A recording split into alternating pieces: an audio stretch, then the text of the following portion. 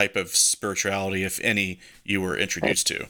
Well, I am Southern Baptist, and anybody who's familiar with that, if we talked about anything, now my mom loved to tell ghost stories, and she loved to talk about her Aunt Rosie, who constantly claimed to have interactions with people who are deceased, but it was always said in a joking manner and never taken seriously because her concept of what the Bible says is a little bit different than what I've come to believe as an adult.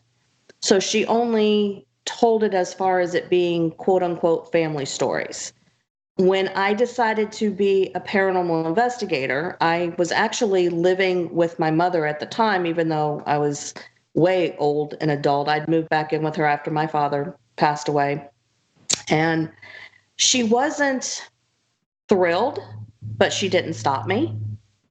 But now we did come into some major conflict when I discovered that I had inherited Great Aunt Rosie's ability and that I knew things that I shouldn't know normally. And that's where the conflict really came in with us is she couldn't separate what she had been taught was the truth of the Bible and basically going on a lot of stuff that's in the Old Testament and not in the New Testament. And Uh, so we had some major conflict, and I actually stopped helping people for a while because of it.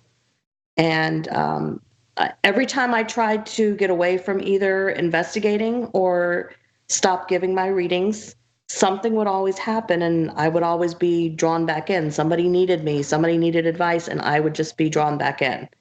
And I finally just I couldn't deny who I was and the fact that I had a gift and that it needed to be shared. So it did cause right. some conflict.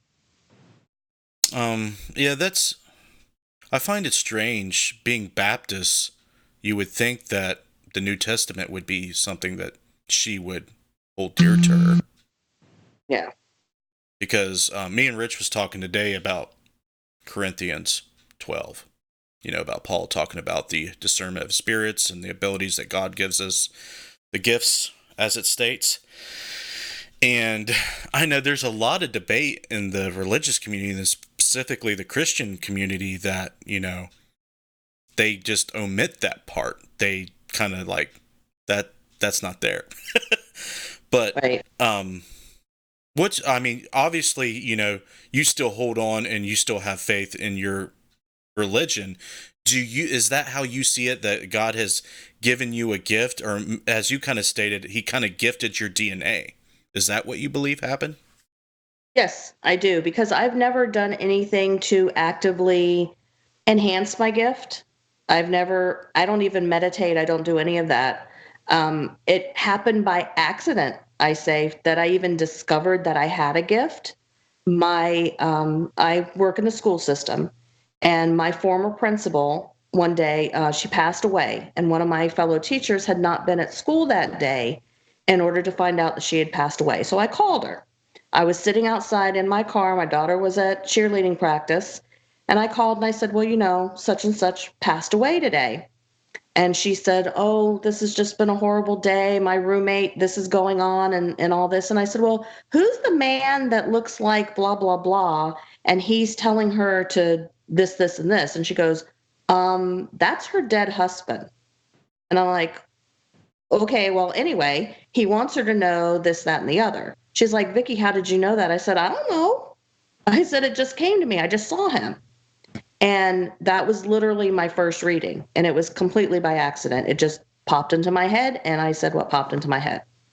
And so I can't ever believe that something that helps people in the way that I've been able to help people, I don't see how it can be evil. And Yeah. I know that some people would disagree, but if you look at the Bible, and I don't want to get into a major discussion, Do it. but well, you say that, yes, I do have my religious beliefs, but you have to remember the Bible was written by man and then translated and retranslated again and again. Mm, Well, it's kind of like when you play the telephone game. by the time you get to the end, it's probably not going to be the exact same information that it was in the beginning. Right. And if you're going to acknowledge a Bible that has an Old Testament and a New Testament, you can't just pick and choose the parts of it that you want. And if you study the Bible, you can see that many things in the Old Testament are completely contradicted in the New Testament. So where did that disconnect come in? Did it come in because of poor translation? Or did it come in because many people believe that with the coming of Jesus Christ, we no longer lived under law, we now live under grace. So if you're living under grace, does that change all of those laws in the Old Testament? Mm-hmm. And if that's the case, if you're following that, like if you're going to say, okay, we're not following the Old Testament, we're not going to, we're going to eat pork, we're going to eat scavengers, okay, because we're now living under grace. Well, if you're going to go ahead and have that pork chop, then why can't you also look at the evidence that is in the New Testament as far as gifts? You Right. can't pick and choose to make it fit your purposes. If you're really looking at it, you need to look and see all the things that are changed and all the things that contradict.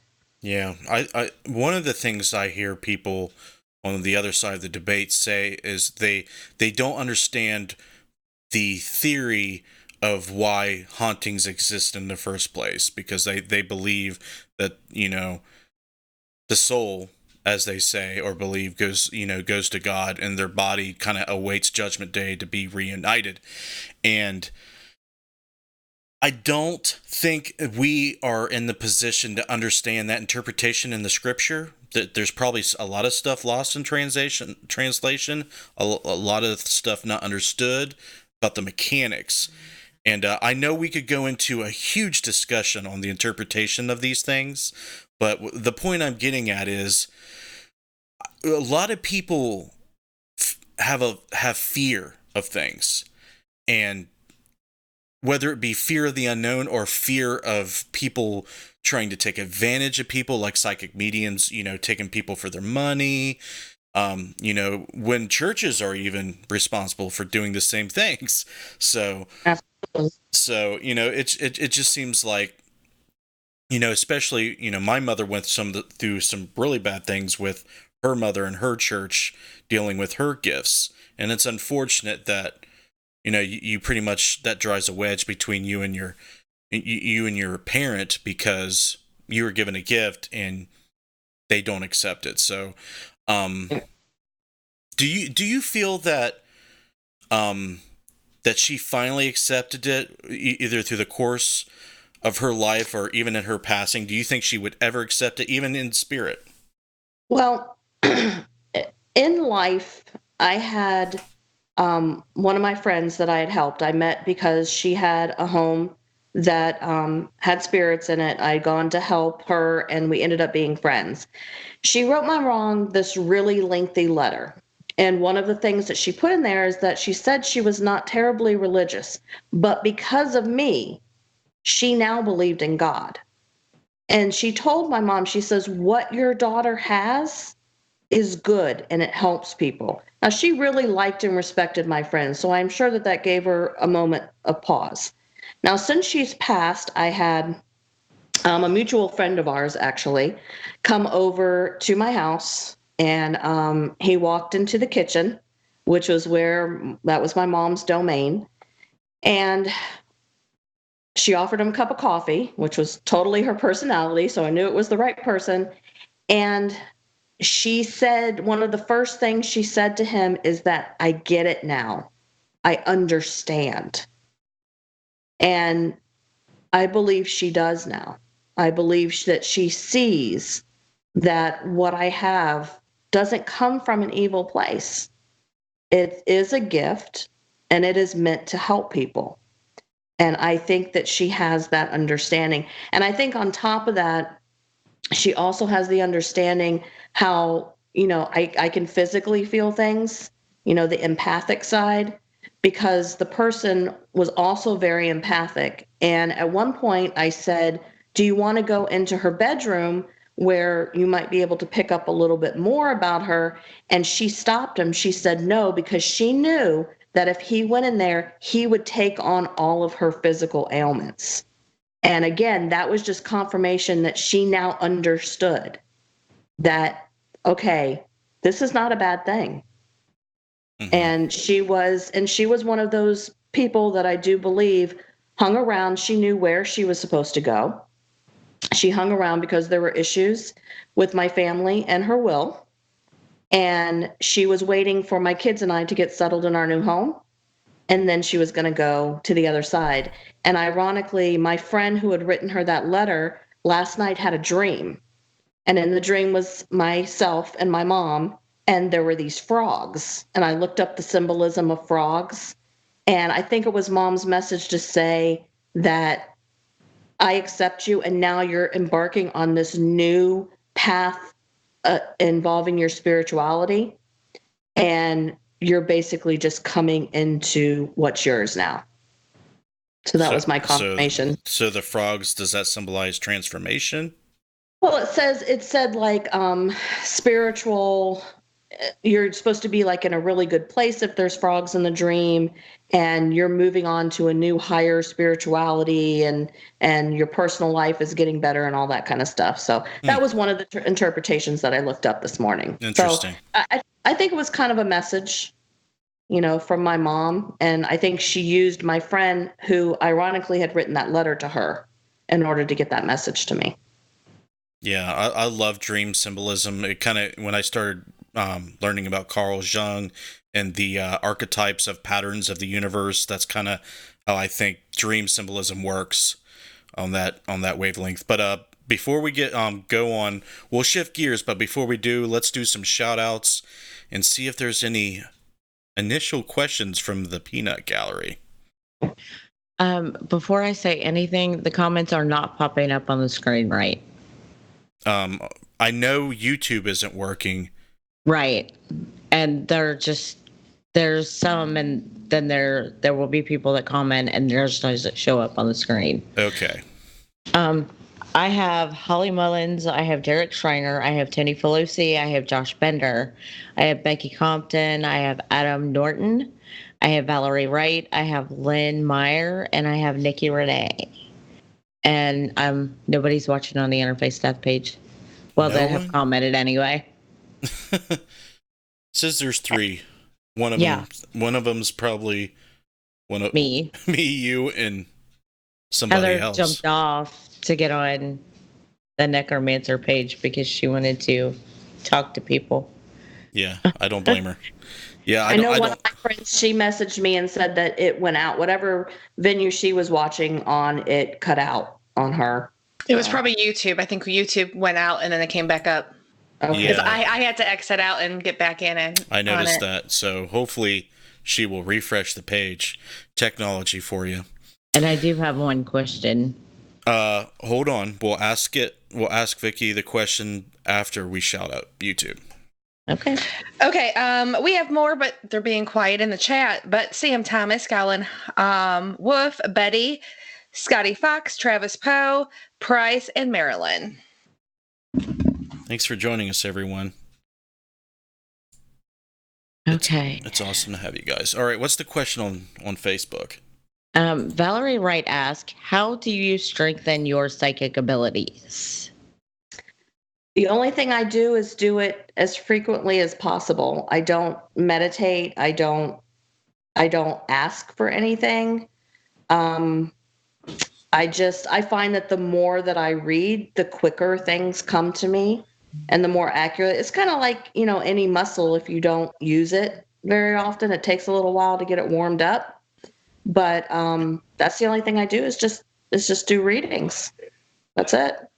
I tend to, the fastest way for me to connect with someone is to look at a picture. So I do spend, more time looking at pictures than I do anything else, so that I have a jumping off point. I used to do it the really hard way, and somebody would call me. My readings 99% are over the telephone. And I used to do it the hard way. They'd call me on the phone and I would just wait for, a spirit to pop up. And then I describe them and they'd figure out who it was. Now I just say, okay, who do you want me to connect with? Send me a picture. And then it moves along a lot faster that way.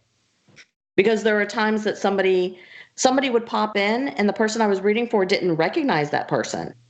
And the poor spirit's like, hello, this, and this. And they're giving me all these clues. And the person was like, I don't know who you're talking about. Well, then that person would back off and then someone else would come forward. And then they get to the end of the reading and they go, oh, I think I remember who that first person was you were talking about. I'm like, well, they're gone now because you didn't recognize them. So it's just easier using pictures now, which I do have a show that I do Facebook Live called Pics. And it stands for Pictures Intuitively Connecting Souls. And what I do is I have people send me pictures ahead of time, and then I go live, and then I read those pictures for them. Cool. Any other questions? That's all I have on YouTube right now. I think actually Valerie wanted to know what dream symbolisms were.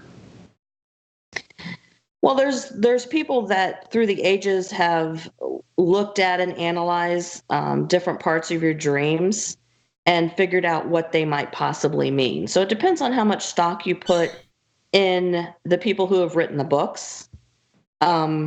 I find that because I do analyze people's dreams as well, I use a little bit of looking up, like if there's a strange object in the dream, I might look that up in a book, but add that to what the person is currently going through in their life and, the people that they know in the situations. It's kind of like when I do dream interpretation, it's kind of like taking all the different elements and putting it together to make sense for that particular dream.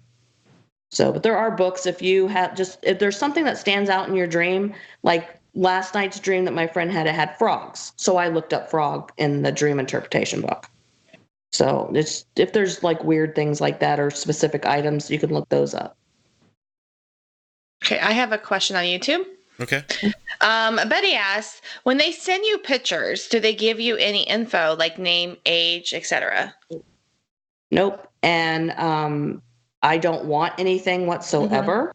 Mm-hmm. Right. That's one of the reasons why I don't read for friends, because I already know things about my friends. So if something pops into my head, I don't know, is that a message from spirit or is that something that I already heard about or something that I wanted to happen because I'm close to them? So when I read for somebody, I don't want to know names. I don't want to know if the person's living or deceased. I don't want to know any of that. Just send me a picture. Now, it does help if you see the person's eyes. That helps me rather than a picture where they're looking down or their eyes are covered with sunglasses or something like that. Yeah. But I got a paranormal case actually the other day, and I was on the phone with the client and she started to say to me, well, my husband's life. And I said, stop. And then because I was getting something. And I said, well, I see this, this, and this. I said, she goes, you're absolutely right. I said, don't tell me anything else. I don't want to know anything. Right. And another reason why I do them over the phone, I can't take visual clues from somebody if I can't see them. So that to me gives it more validity as well. I've given readings through text where I didn't even hear their voice. I've just done it through text messaging. I like to know as little as possible. Okay. And Betty also asked, is it true that they have to learn to connect? That spirits do? Yes. Yes. I find that people who have crossed fairly soon that I've tried to communicate with, they're not quite that, apt at giving me the message. I also get physical symptoms of people. So if there's someone that has passed and they died of a heart attack, I'm going to have a heart attack for a couple minutes. I'm going to have, headaches and pains where they had it. And that to me is the spirit giving me that extra little piece of information so that the person I'm reading for knows I'm really connecting to that person, not just pulling random crap, out of a hat. Now, do you contribute that to empath ability and empathic ability, or is that like a clear cognizant ability? I'm not quite sure the origins. To me, it seems more empathic because I'm feeling Hmm. things, but I'm not just feeling emotions, I'm feeling physical pains as Right. well. Like what they would call a physical medium, for example. Right, exactly.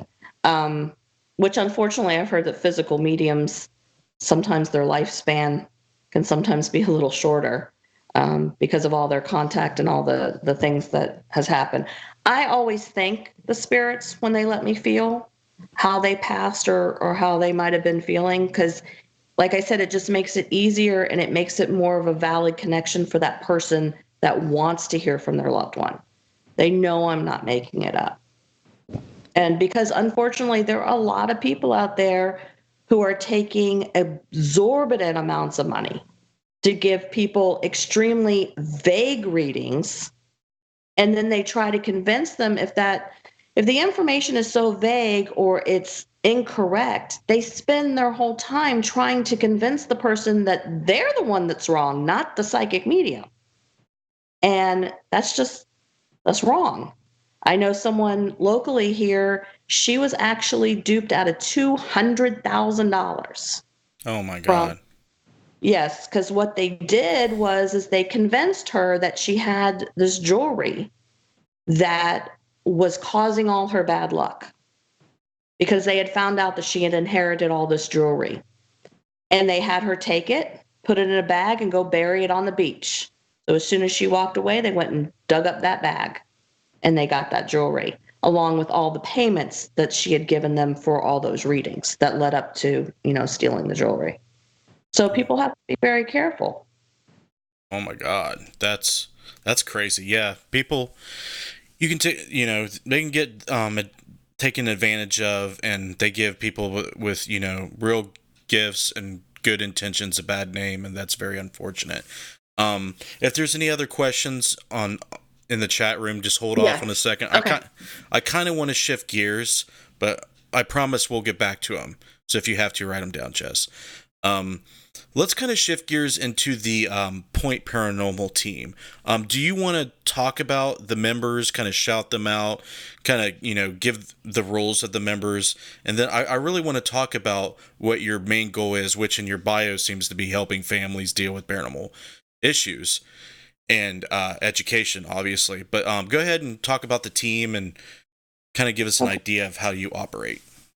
Well, one of the reasons I formed the team, and it's not your typical reason why people, form paranormal teams. I was a victim of domestic abuse. So my home during that time period was not my safe place. And for people who are suffering from a haunt, their home is no longer their safe place. The difference was I knew who my attacker was. But if you live in a haunted home and your sleep's being disturbed, objects are flying around and you're scared, you can't see or know who's doing that. So that makes it even more terrifying. So when I set out, like I said, I spent quite a few months on a TAPS affiliated team. When I left, I took 3 of the members with me. And because basically they said, if you're leaving, we're going with you. So we formed Point. My right hand person, I will give her a shout out. She's been out of commission for a little bit because she's going through some personal stuff. But Bobby Joe, she is, my partner. We run ideas by each other. She's a very good investigator. She is excellent when it comes to researching property. You give her a computer in an hour, she will come back with every person who's ever owned that property, and she'll tell you what was there before the house was built. So she's super important. I have another team member. Her name is Allison. She is kind of my backup Bobby Joe.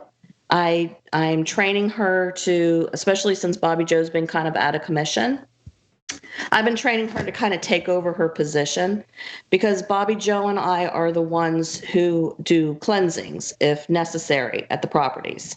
We kind of do a good cop, bad cop thing. I'm the good cop. She's the bad cop. And I cross over any spirits that need to be crossed over. She kicks anybody out that shouldn't be there. And so I'm trying to train Allison to kind of shift into her position. I also have a professional photographer who's in charge of, video, still photography. He's our biggest skeptic. His name is Aaron. He's our biggest skeptic on the team. He's the one that wasn't quite a believer. He was actually a photographer from Boca Magazine. And I was interviewed for Boca Magazine, and he had come along on an investigation. And while he was reviewing the video footage, he thought he caught something. So that, sparked him to have an interest in the team, and he ended up joining us. So I also have another team member that's fairly new. Her name is Brandy.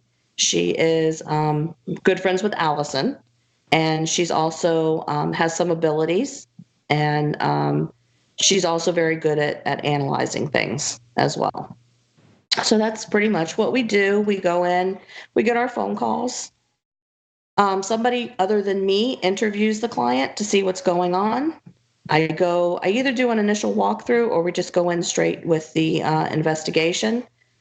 We don't go in there because we don't have anything to do on a Saturday night. We go because these people legitimately need help.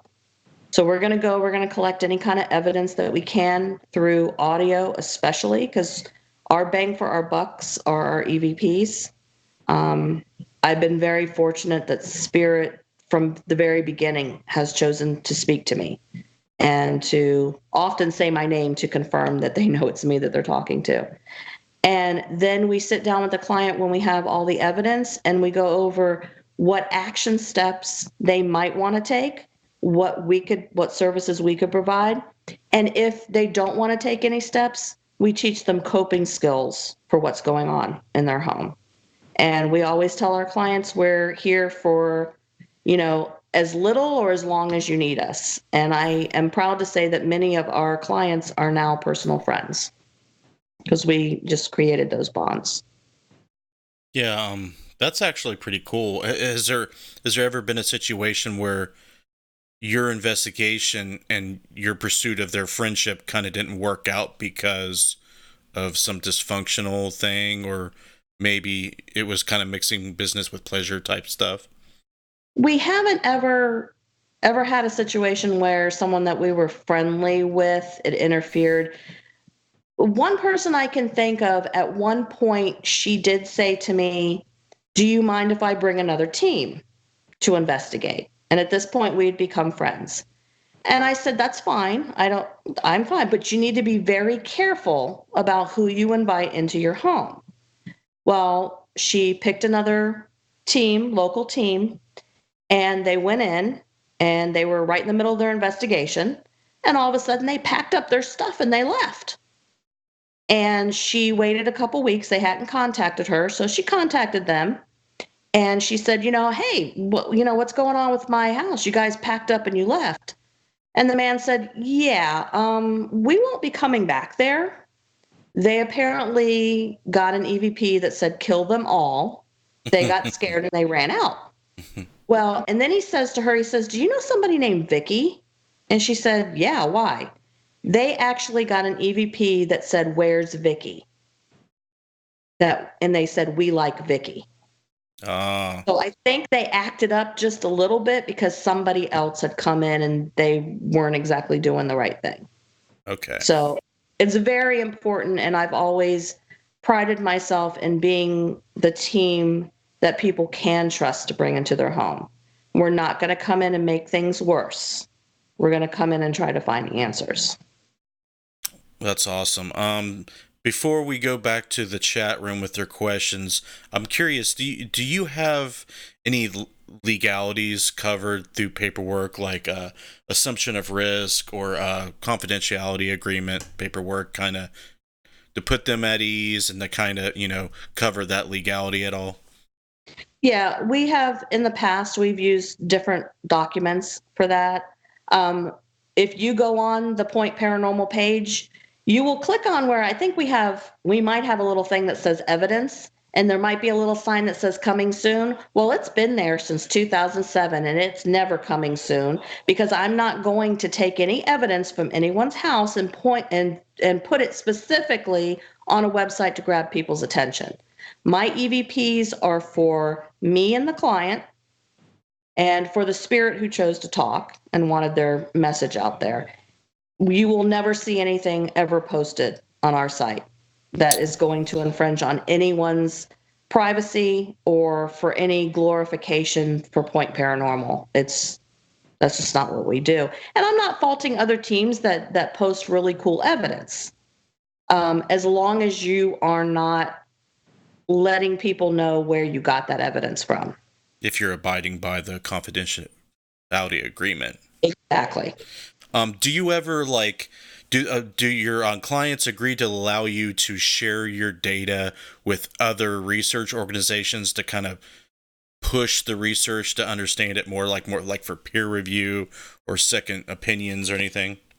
Yeah, well, what I do, I always tell them, if once I've gone over the evidence and the team's gone over the evidence, if there are questions that I have, I will say, listen, I'm going to call such and such from another team, and you and I, we are friends with Rich Valdez is often my, person that I call and I bounce ideas and theories with, and I ask their permission. I'm going to call such and such to try to get some more information. Is that okay with you? And they're always okay with it. That's cool. If there's anything that you would like to, ask our team, we're more than happy to, be assistance to you if you ever need it. Let's go ahead and get to the questions in the chat room. I feel like that there's probably several. Jess, do you want to go first or do you want me to go? It's up to you. You can go. Okay. Heather Elliott asked, do you see spirits, hear spirits, or is it something you sense? Do I physically see them in the room? No. Do I see them in my mind's eye? Yes. I could describe them to you. Usually I see them or feel a physical symptom before I hear them. Mm-hmm. And when I first start hearing them, it will be phrases rather than complete sentences. And then it'll start being the sentences and I'm able to answer questions. Like I said, it starts off slower, and then as the spirit becomes more comfortable and as I stop, what I used to do is a lot of it's done in symbolism. So I may be shown a movie. Now, usually when I'm shown a movie, I need to think about what that movie was about and what it meant. For example, I was on a case, I'm sitting there, all of a sudden I got Goodfellas. And I realized that the spirit that was coming through, I think that they were like part of it was like the 1920s and it was kind of a gangster, prohibition kind of thing going on. And I actually got an EVP to confirm that. I had a man with like a New York accent say, "Get out of here." So that movie reference was for me. I may be shown a particular object that means something to the client, but not to me. Mm-hmm. When I first started, I would sit there and analyze, is this me? Is this them? Now I simply tell them, hey, I just got shown a wooden box with a handle. Does that mean anything to you? And if they say no, then I think about what it would mean to me. So I've learned through the years just to say what I see and then go from there. So I can, and going back to the question, I see them in my mind's eye, I can hear them, and I can sense or feel what they are feeling as well. Question number 2, Valerie wants to know, can you ask the spirit to communicate with you through thought or vision instead of physically, or does it just happen, how it happens? I usually don't ask them anything in particular. The only time I've ever asked for a spirit to do anything specific is, let's just say I have a case coming up and I want to know more about the case. And actually my team member, Bobby Joe, does this as well. She will say, can you come to me in a dream tonight and let me know something about this case? Let me see something about the case. Regular readings, I mean, it just happens when it happens. Fortunately for me, though, it only happens when it's supposed to. In other words, I'm not walking down the street most of the time and get hit with information. or get hit with a physical symptom. If it's time for me to work, then it turns on. And when it's quitting time, it turns off. Okay. Carol Wakeford, once she said, I've recently joined a circle and have been connecting with spirit for around a year. Any tips on how to channel clearly? Well, since I'm like the worst person to ask how to make it stronger because it just kind of happens, but I would just say practice. I didn't even realize I had ability until I became a paranormal investigator. And then the more exposure I had with speaking to spirits, the stronger my gift became. And it just came about naturally just from doing it. So I would just say if she wants to continue, just keep doing what she's doing and it will grow naturally. Do you want me to ask the questions on the interface death page, or do you want Jess to go and then I'll go again? Yeah, we can weave Jess in there and we'll come back to the interface death page. Okay. All right, Mothman joined. He said, sorry if this has been covered before, just got here, but do you use tools like tarot cards, mirrors, etc. in your work, or just your mind and your ability? Just my mind and ability. Okay, and he also had another question. Also, do you think psychic abilities is something connected to intuition? Do you think it's something everyone can learn and harness, or something that only certain people have? The way I do my analogy with that is I could learn how to play the clarinet. Okay. My daughter can play the clarinet and several other instruments. Okay. I could take lessons and I could learn the rudiments of playing that clarinet, but I don't have that innate musical ability the way she does. So, can everyone do it? Absolutely. But I think there's always going to be those who are going to outshine others because they just have that natural inclination towards that ability, just like somebody with musical talent. Yeah, there's some things that can't be learned or taught. Right. That's all I have on YouTube for right now. Okay. On the interface death page, Steve White asked, when calling on spirits, do names ever come through? I very, very seldom get names, to be honest. I very seldom get names. If I get a name, it literally will be shouted and it'll be like a rare occasion where that name is absolutely 100% needed for some reason. But to tell you the truth, I could get a relationship between the person that I'm reading for and the spirit coming through. I can get the relationship like, oh, this is a grandmother type. This is a mother. This is a brother, sister, cousin, whatever. I can get that way before I would ever get a name. Names are not my thing. I do get numbers though. Like I'll be talking to somebody, especially if we're talking about a future event, a number will pop in my head and it's usually just, it'll be a number without anything next to it. So in other words, I will get the number 4. I do not know right away. Are we talking 4 days, 4 months, 4 years? So the number pops in first and then I have to wait for that next impression to come in to see how long of a span it is, whether it's days, months, or years. Do you think that's because it's based off symbolism? Of course, numbers is a form of a symbol. That's why Right. names usually, that type of information don't come. Yeah. Yeah, and some people, like I said, some people are great. I mean, they'll get the first letter, they'll get the name, they'll get, not me. I mean, I'm the first one to tell you the things that I don't get, as opposed to things I get, and I don't. And a lot of my stuff, like you said, numbers are very symbolic, and most of the pictures that I get, the mental pictures, it's all symbolism, so it's definitely tied into that. But now on investigation, spirits tell me their name often. Through EVP or through psychic? EVP. Okay. EVP. Yeah. All right. Any other questions on Facebook? I have two more. Okay. Steve wants to know, during an investigation, have you ever found spirits to go in hiding and then show up at a later time? Show back up at a later time? Oh yeah. I've walked into houses, and as soon as I walked in, they would tear around the corner and go hide someplace. And then I'd have to go and find where they were. And a lot of times too, you have to realize you're talking about human beings. Um, some human beings are shy. Same thing when you're going in and you're dealing with them in the spirit world, they might be a little shy at first.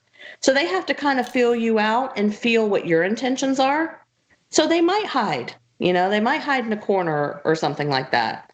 And then when you go in and you start having your conversation with them, then they come out and they start showing themselves, and they start, hopefully, if it's an investigation, leaving you messages as well. When you are seeing with your mind's eye, do you feel like you lose your surroundings for a minute and are maybe seeing a vision of something? How would you describe the feeling? I'm still very aware of my surroundings. It's kind of like if it were a cartoon, if you could see, like right here would be like my vision bubble. So what I see is taking no more space than, just right to the right or left of me. And it's funny because some spirits tend to hang to my left side, and some of them hang to my right. It just depends on the spirit. But it's almost like a cartoon bubble in which I see them. So I am fully aware of my surroundings. There's been a couple times on investigations where I felt like I could be a trance medium, and that's not what I want to do, because I want to be aware of my interaction with spirit. I don't want to be, because if you're a trance medium, the spirit is taking over and you're not really aware of what you're saying or doing because they're doing the speaking for you. I want to be able to interact with them, not be used as a vehicle for them. So I am very aware. And like I said, it's more like a cartoon bubble that I see them in. Justin, we're having issues on Facebook or YouTube again. Yeah, I see that. Let me try to. Okay, I do have a question. Mothman asked again. He has to ask his weird questions now. Have you ever seen a UFO, lights in the sky, anomalous lights, glowing beams, Bigfoot, or other monsters? Yes, as a matter of fact, in I think it was 1982. That road that I was telling you about that I grew up on, back then it was a dirt road, and it often had potholes, waiting for the county to come and, grade it. And so one night my mother and I were coming from dinner, and we turned onto our road. Now our house was like 3/4 of a mile down the road. So we turn onto the road and we look up in the sky. There was this massive football shaped object, and it seemed to be only higher, like it was hovering right above the power lines. Well, at first, your brain is looking for the logical. So my mom and I are thinking, okay, it's a blimp. I mean, why a blimp would be that low in our neighborhood, but whatever, you try to find the logical.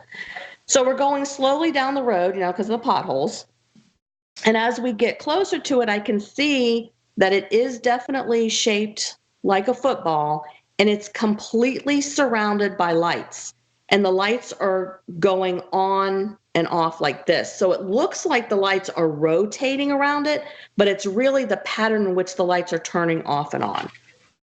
So we get closer, and literally in the time that it takes you to blink, this thing disappeared. And we're looking at each other and we're like, where did it go? Because this thing was enormous. And like I said, it was, fairly low as well, just barely would have been above the power lines. And we're just sitting there, we're both are like, where did this thing just go? There's no way. A blimp could not have moved that quickly. There's no way possible. You're talking 1982. we wouldn't have had, the technology that we have now. Because I do think a lot of UFO sightings, I personally believe that it's government testing aircraft. And, they're kind of keeping it on the down low so nobody knows, what kind of technology they have. But I don't think that's what this was. I truly believe that we saw a UFO. And of course, I run into the house. My friend lived across the street. I'm like, did you just see what was in the sky? And he's like, no. We went out, we examined, we couldn't see anything, couldn't hear anything, nothing. And that same neighborhood in 1975, a homeowner claimed to have seen a UFO actually land in his yard. So again, that's kind of strange for this, like I said, this little tiny street. See, and that actually goes on to the next question that was asked on YouTube by Scotty Fox. Cryptids, are they connected to the paranormal in some kind of way, like saying appearing in certain areas? I do think that certain areas are conducive for multiple types of things that fall under the guise of paranormal. I absolutely believe it. My old neighborhood, for example, I have a shaman that I work with, and she's been to my neighborhood several times, and she said it was so funny. She goes, this whole neighborhood has such a weird energy except for my property. She said, when you walk in your property, it's like this huge bubble over just your property, but the rest of the neighborhood's all funky. So I think that kind of energy, whether it's something in the ground that attracts it, whether it's, I don't know what it is, but I do think that you can attract multiple things that fall under the category paranormal in a certain area. Absolutely. Okay. I have one more. It looks like Kesha's Gems, if I said that right.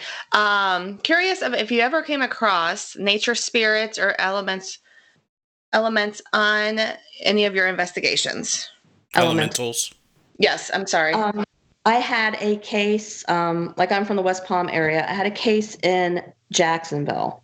This is a little lengthy story, but I was in prior to this case, I was in the biggest funk you'd ever want to see. I was complaining. My energy was so negative, and I really didn't want to go on this case. I was like, blah, blah, blah. We get in the car. Bobby Joe's driving. Everything she says is irritating me. We're driving. It's like a 4-hour trip to Jacksonville, and she's yapping it up. And I'm sitting there going to myself, I'm going, oh, just shut up. Just shut up. Oh, please, just stop talking. Stop talking. We get to Jacksonville. We go to the location, and our shaman was with us. And she asked to speak to me outside. And she said, we were out in the back, and she said, I want you to stop for a minute.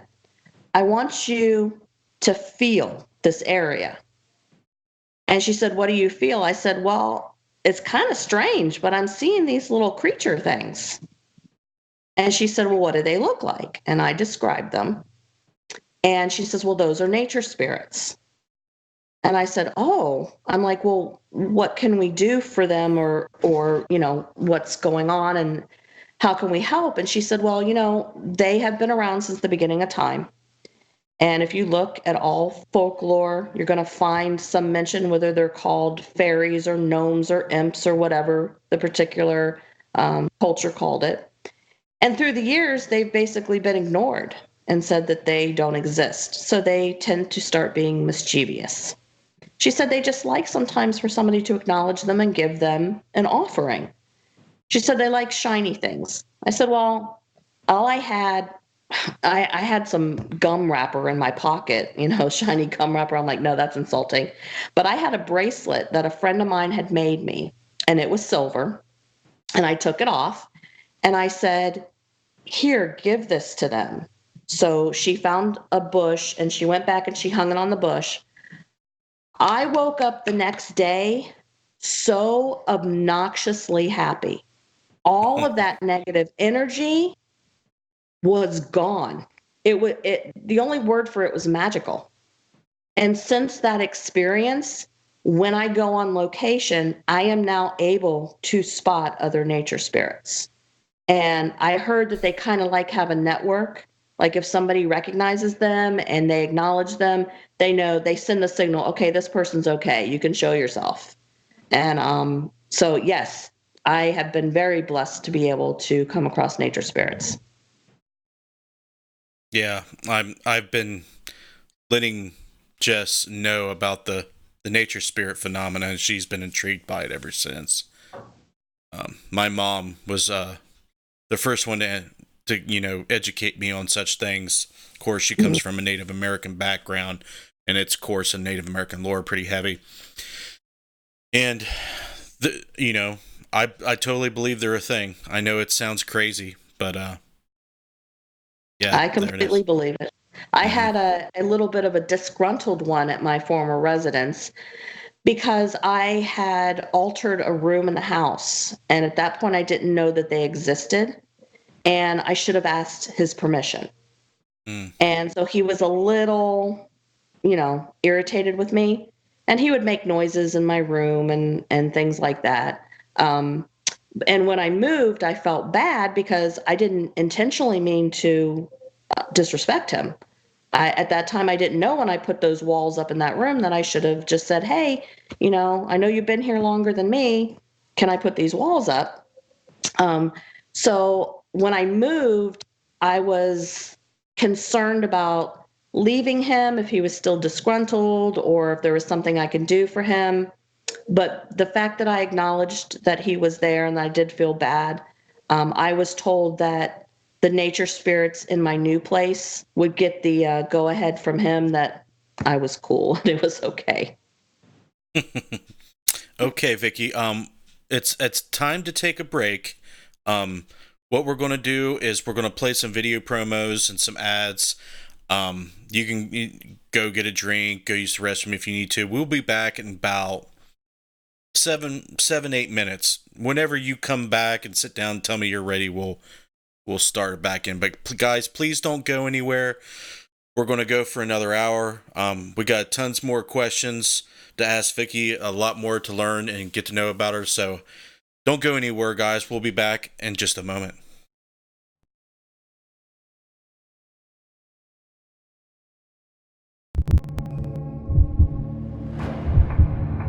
Do you have that drive?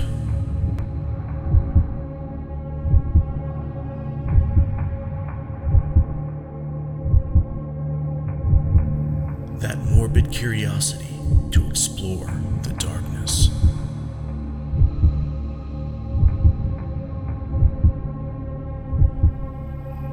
Do you have what it takes to brave the night?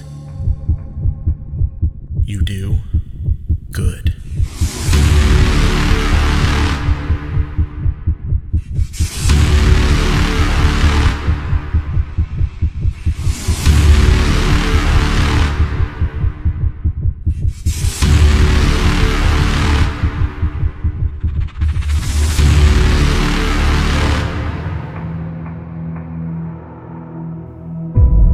Dead light. For those who aren't afraid to see what lurks in the night.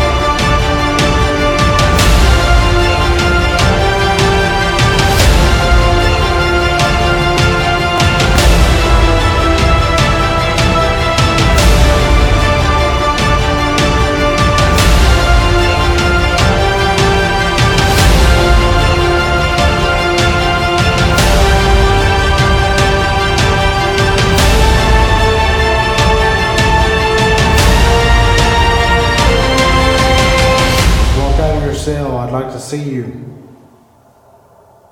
What the fuck was that?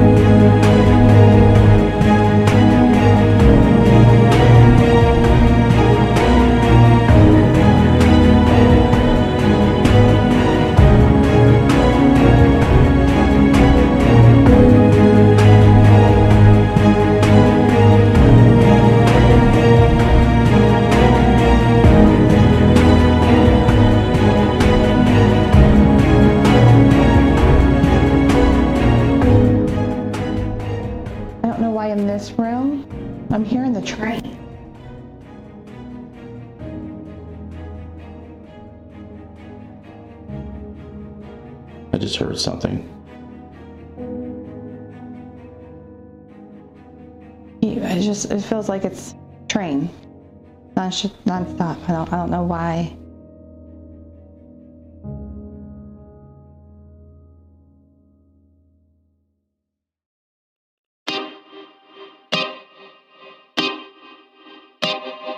This is Jason Bland, host of Midwest Paranormal Presents Paranormal Soup, where we stream live as a webcast every Sunday night, 11 p.m. to 2 a.m. Eastern, with guests who will blow your mind. Live ghost box sessions where you can call into the show to see if the spirits will talk to you, and the World Wide Web of Weird with the latest in paranormal news and evidence. We're bringing the weird every Sunday night, 11 p.m. to 2 a.m. Eastern on our Facebook page and YouTube channel. Don't forget to follow and subscribe.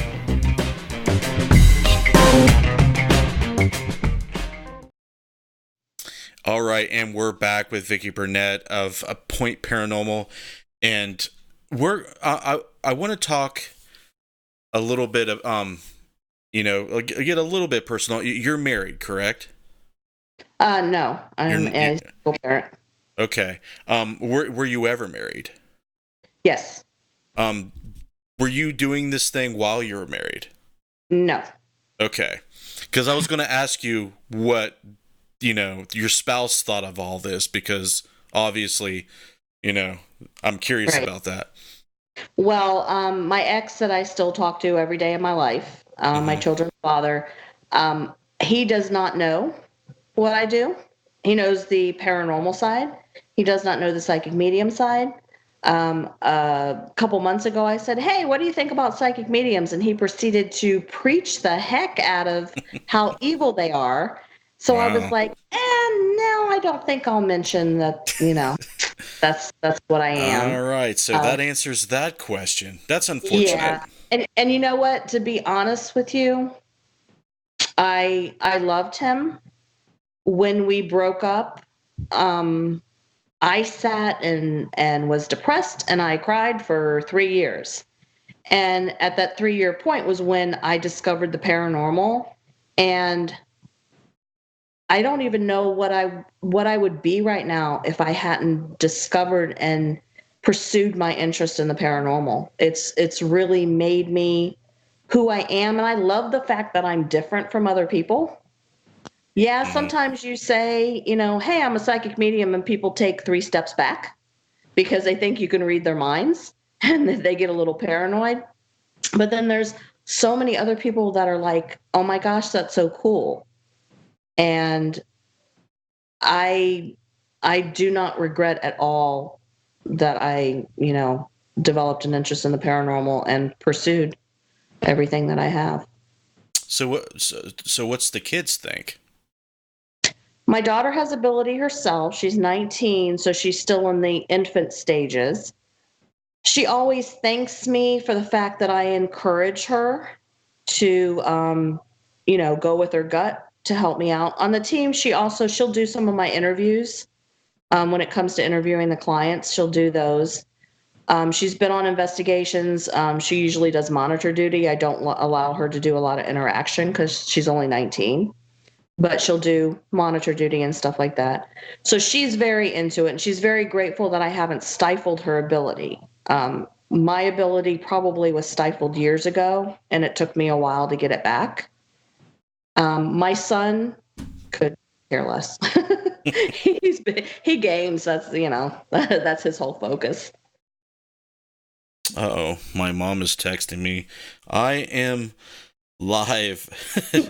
Usually she watches my shows. My mother is a huge part of what I do. And, she didn't cram it down my throat at early age. I didn't start having my own experiences until my early 20s when we moved into a home.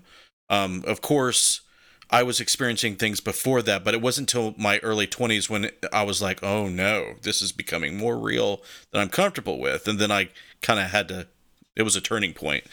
But I texted her earlier, and now she's texting me back. I think she wanted to call me.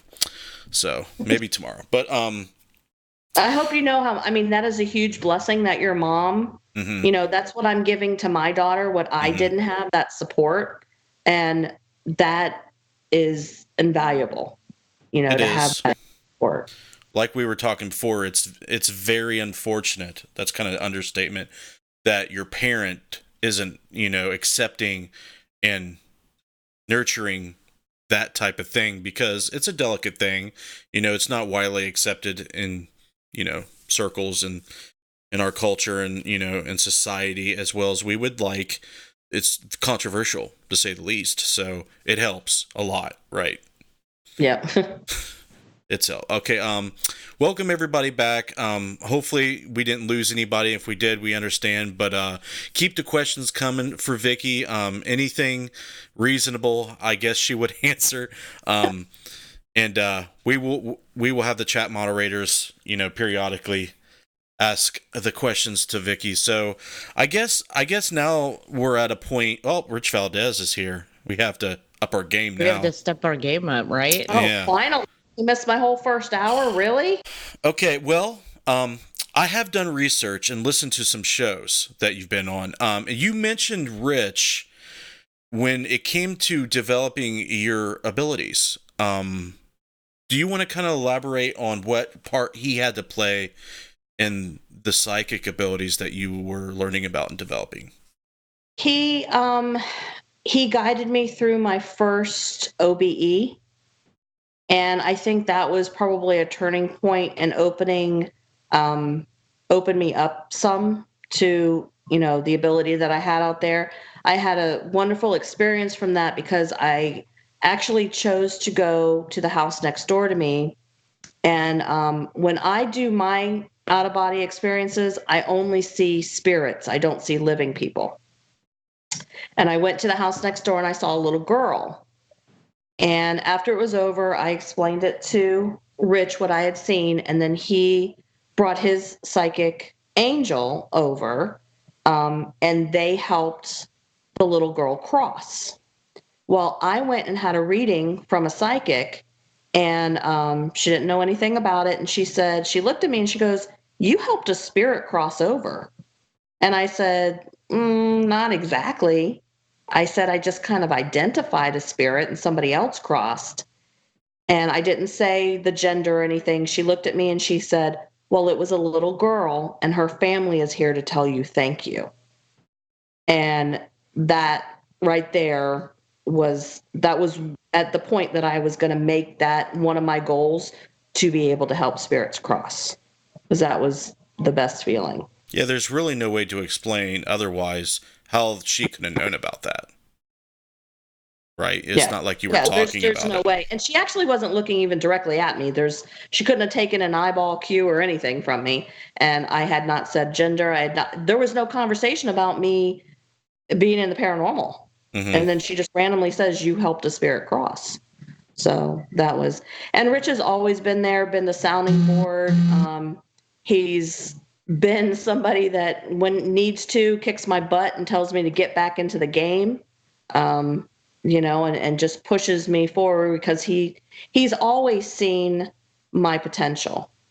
And sometimes that's all you need, is that one person who actually sees where you can take something, and to be there to gently push. Yeah, he just stated that Vickie hates to admit how good of a psychic medium she is. Well, I'm still humble. I'm humble about it, because maybe I think that one day it'll all just disappear, that I won't be able to do it anymore. I definitely don't take it for granted, but I'm just scared, I guess, that, it'll just go away and I won't be able to use it. So I don't want to get too Leo confident, with it, and it be taken away from me. Well, here's my take on it, Valerie. People like Rich, the value in telling people how they feel, what they see through their eyes, kind of instills confidence in you from their perspective. It's not like it's coming from you. So as long as it's coming from other people that support you and see you, recognize your ability, I think that's healthy. As long as you're not drumming it up yourself. Rich is someone who understands the healing properties and the energy flow that comes from supporting people, seeing the potential in people, seeing the greatness in people, and he's aware of the effect it has on not only the person, but on the world. So the first thing I got from him, he understands that. And that's that's one of his greater qualities that I've noticed. So yeah, he's definitely helped you. I have no doubt about that. And maybe you guys were meant to work with each other to get you, going, get you confident, and getting you, in the place you need to be. I think there's always people out there that come along your path that we rely on. Well, I'll chime in real too. Mm-hmm. Sorry. Yeah, I was just gonna say real quick, I'll chime in, and actually Rich has actually helped me as well. He is such a, one of those stand-up guys that, he would help anybody that if he could. Sorry, I just had to throw that out there. Yeah, he realized it comes back to what we put out comes back to us. Essentially, is what I'm saying. Yep. Yeah, at one point he gave me some tests because we were trying to see where my strengths lie, which areas. He gave me objects to read. He gave me pictures to read. Ironically, I was really, really good from the very beginning with objects, and I really sucked at pictures. And now pictures are what I'm strongest with. And I remember he said to me, I kept saying to him, well, what am I supposed to do? What's my gift? And he said, you have them all. And whoever you talk to or whatever you need it, you pull it out of your bag. You already have them. You just pull out whichever ones you need when it's time. And I always keep that in the back of my mind, that I will be able to pull out what I need for a given situation. Yeah, I think a lot of times metaphysicists feel like there's a certain expectation that they need to fulfill, or a certain, level of output that they need to bring, either to prove to somebody or prove to themselves that they got what it takes to be a psychic or whatever. And I don't think that's always healthy. I don't think that's always the right approach. Kind of like what you said. I like that. You do what needs to be done, and that's it. You don't try to do anything else. Right. And, down the road, I remember way back when I met Rich, based on dreams that I've had since I was a child. In these dreams, and they're reoccurring dreams, I think the first time I remember having one, I was about 7. And in the dreams, I am fighting something demonic. And I start to say the Lord's Prayer, and whatever's there tries to make me sick so I can't speak. And I get through with the Lord's Prayer, and then by this time my volume is like super, super loud, and I'm basically screaming, good always overcomes evil. And then it disappears. And so he and I have discussed whether maybe somewhere down the road I need to delve into demonology and go down that path. Maybe that's what I'm supposed to be doing at some point.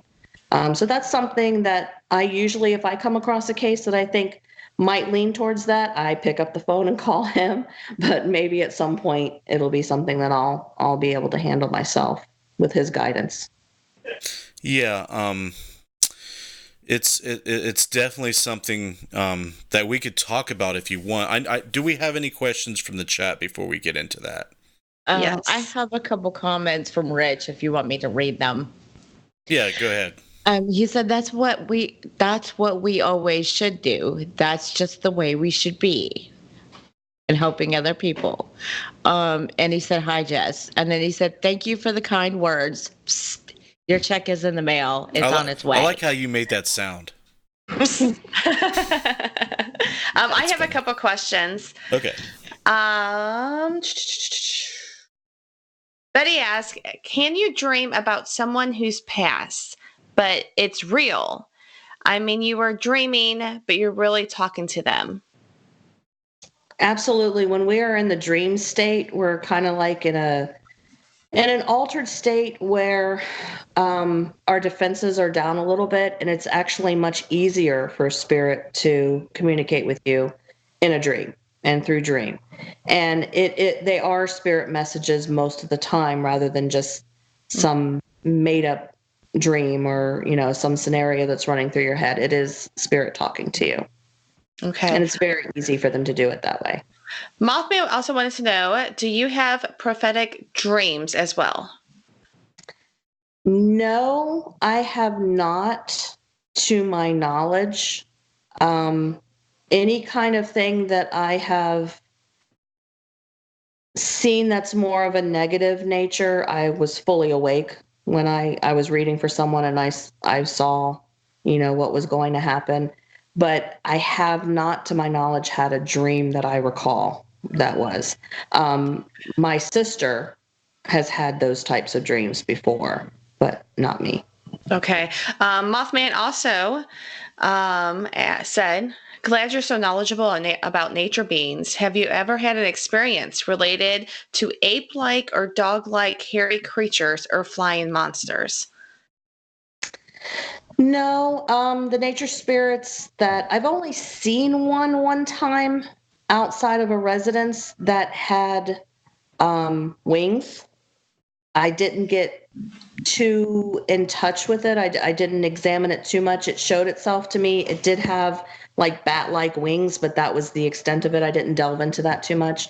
Most of the nature spirits I have come in contact with were more of your traditional, smaller type nature spirits, but not, of a, like a monster nature with hair and all that stuff. Okay. Boy, we should ask the question, do you think a lot of the cryptids that people report and experience, like Bigfoot, Mothman, and others, do you think those could be classified as nature beings?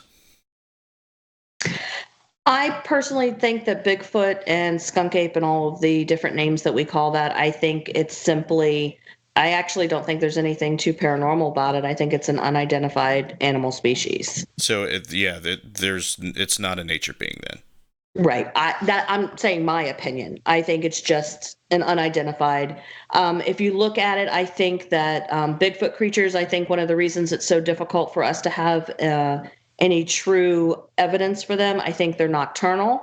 I think they're human enough that they bury their dead. So you're not going to come across a pile of bones someplace.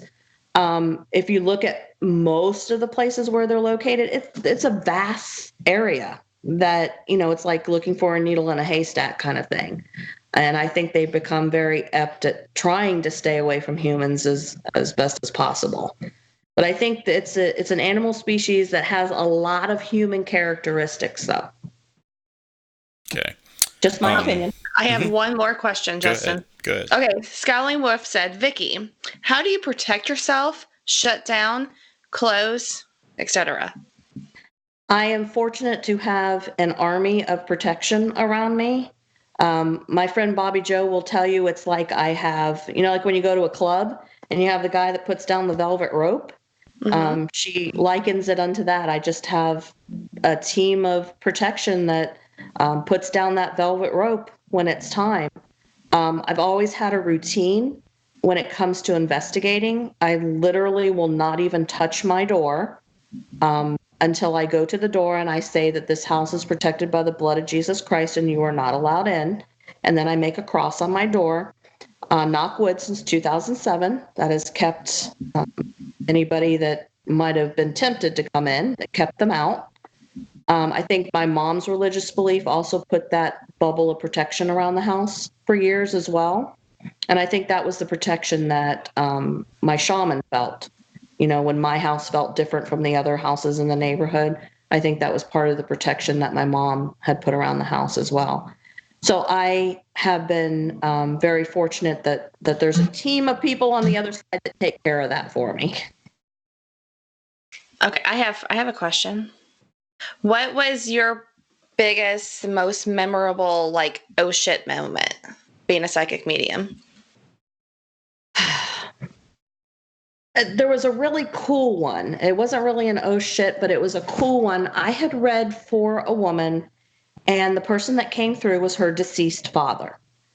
And during the reading, a lot of times when I give a reading, the spirit will show me something that they're going to do to prove that I had spoken to them. So this spirit, he showed me a dime. And he showed it to me like on the side of the sink. And I said to her, I said, well, I feel like you're going to find a dime. He's going to put a dime someplace strange, like on the side of the sink. Well, apparently she ran upstairs and there was a dime sitting on the side of her sink. I'm like, okay, well, I think he's going to do it again. Just watch for it.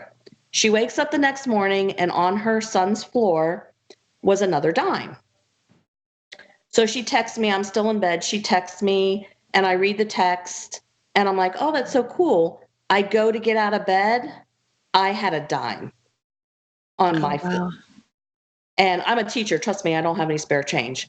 So I knew that dime was from him. So he not only did it for his relatives, he did it for me because I had helped get his message across.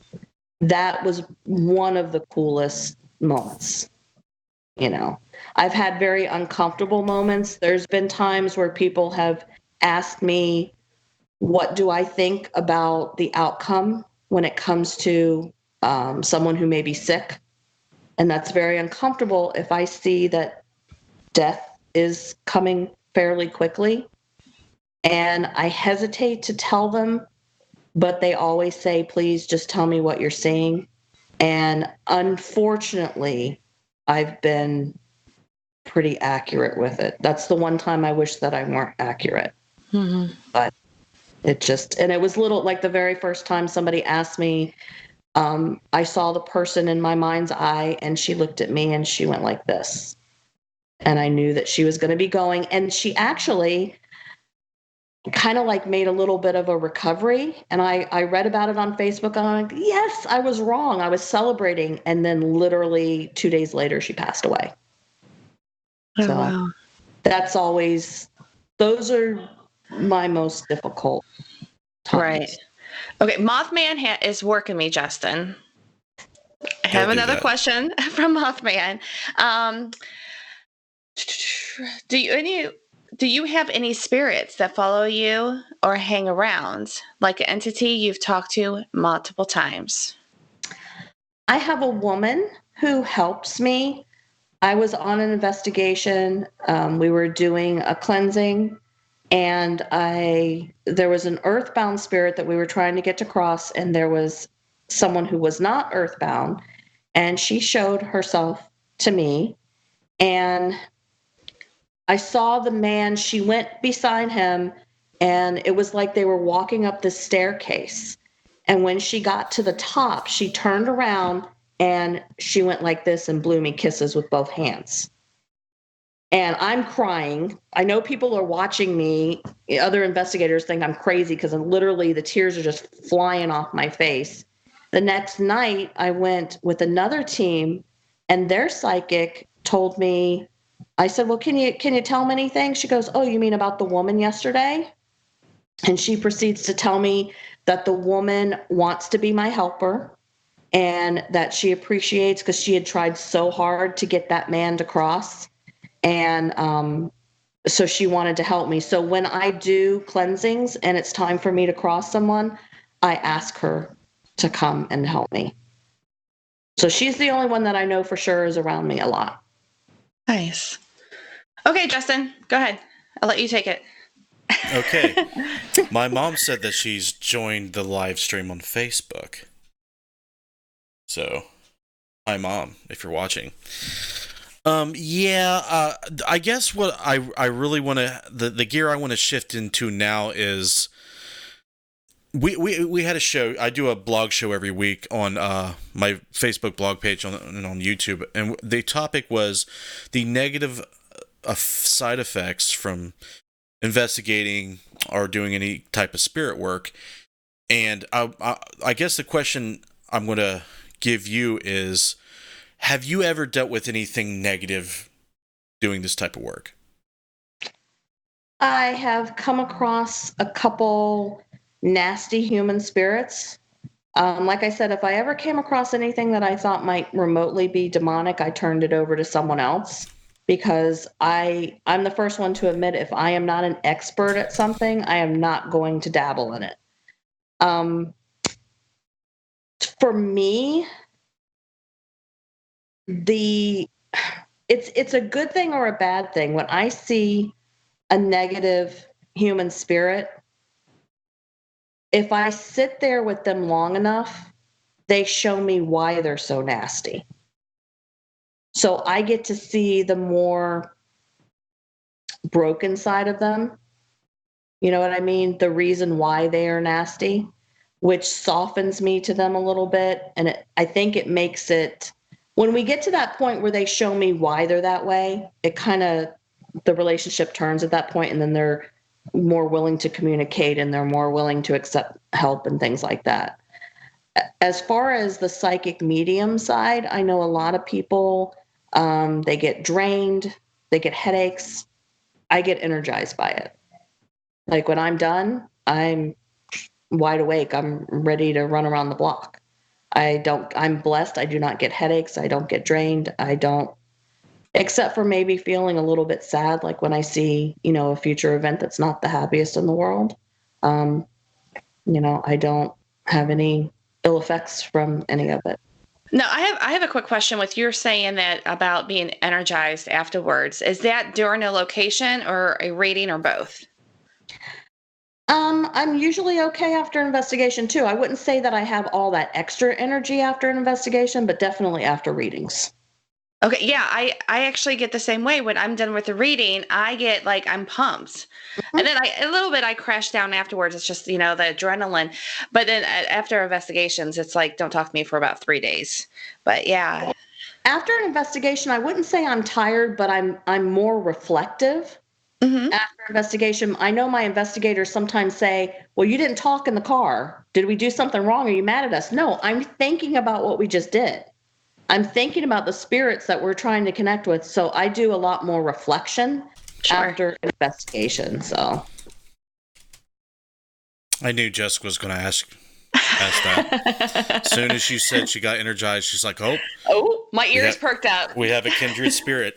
The only time I get drained is I do parties, and I'll do one person after the next, Sure. 10 people.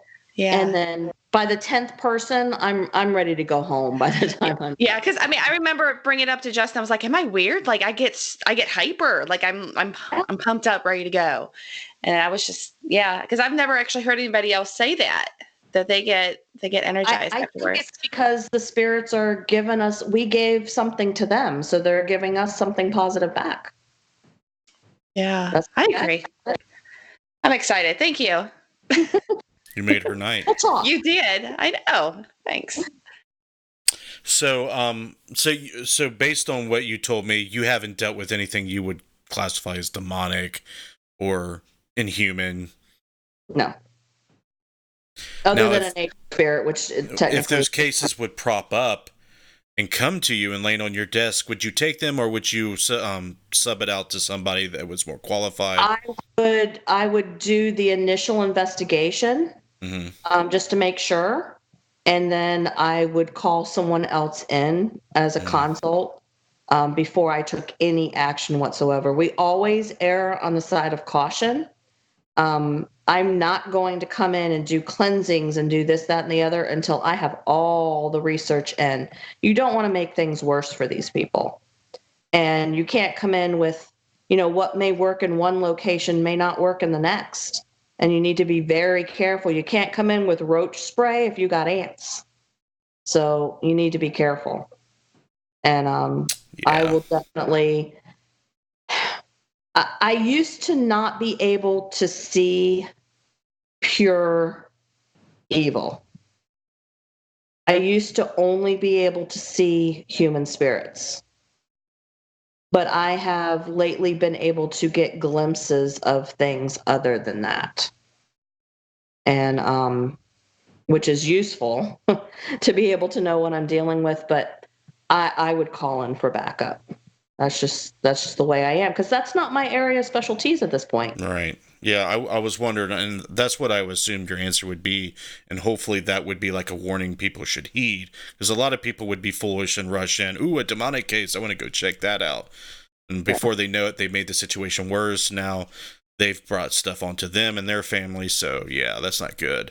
When you watch like the news when like if there's a high profile case of a serial killer or a murderer or a rapist or a bad guy, do you ever see any type of evil influence on them as far as readings go? Do you get any impressions or psychic information while looking at stuff in the media?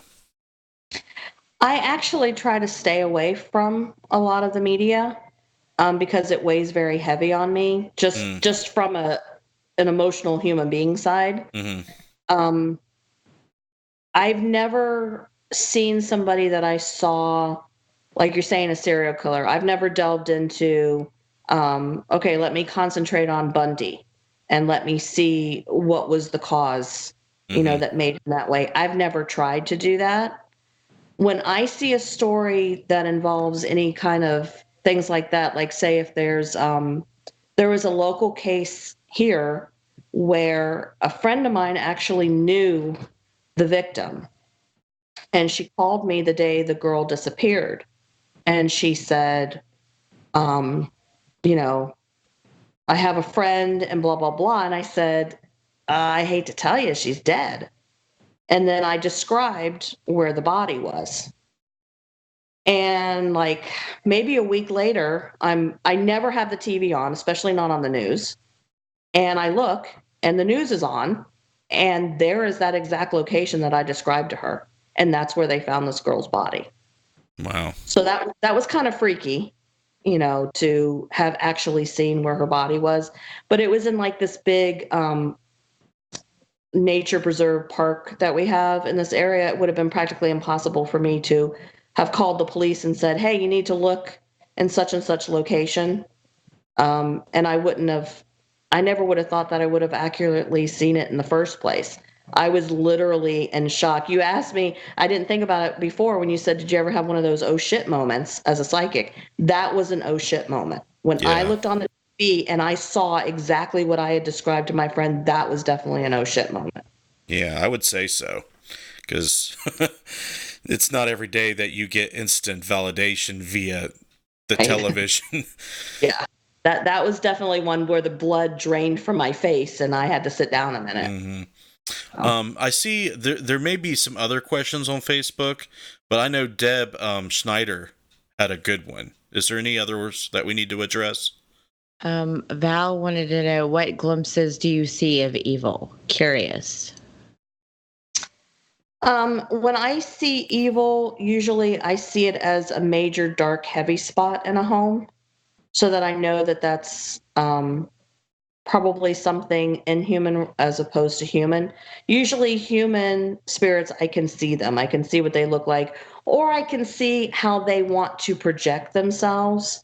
I had a case the other day where the girl was asking me about her house, and I saw a particular closet, and the first thing that jumped out of the closet did not look human, but it was a human spirit trying to scare me, and that doesn't work. And then I was able to see that it was just a scared young girl that was trying to be left alone and trying to have, I had felt that she had been abused, and she was still in that location and still trying to hide herself, and she didn't want to be bothered.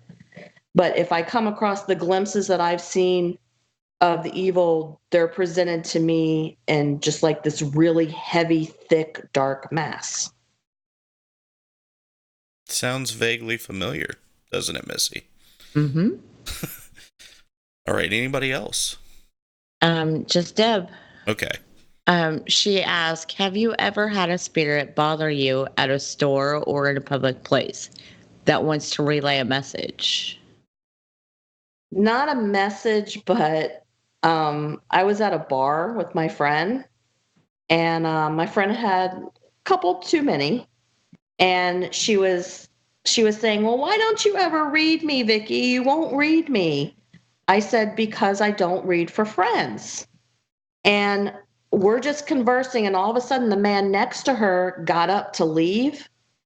He had some major physical issues. He walked by me and I couldn't even keep a straight face. I was in such pain. And then that made my friend even madder. She's like, see, you're reading for a stranger and you won't read for me. I'm like, I can't help it. He just walked by me, But typically it doesn't happen that way. That was just an odd case where I was hit. And I would say, if anything, I'm going to get a physical symptom from them before I get a message from them. But not Jess, not the drive-by psychic. Stop it, Justin Brown.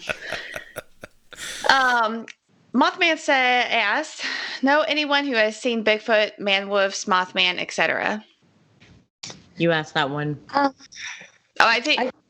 don't know if I asked that one. There was other ones that he was asking about. I don't think I know anyone who's actually, I mean, I've interviewed people. There was a guy down in the Everglades, Dave Shealy, who was one of the original people who was hunting or observing, looking for skunk ape, which is Florida's version of Bigfoot.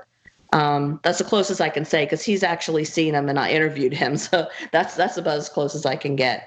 Mothman, as you know, I mean, typically the Mothman sightings were isolated in that one incident, right before the bridge collapsing.